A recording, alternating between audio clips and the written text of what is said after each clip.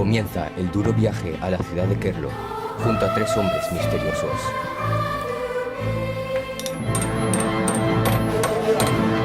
Allí Telmo alza su mayor triunfo.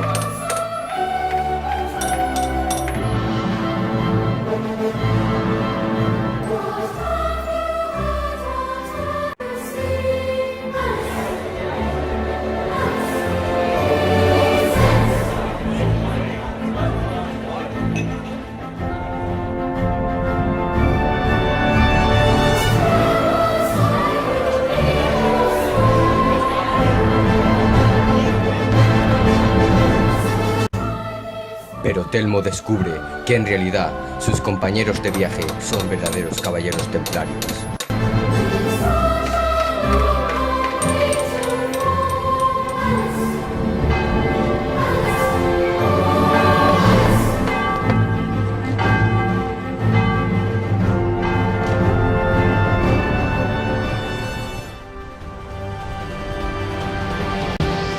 Una bestia sobrenatural les hace caer en su peor pesadilla.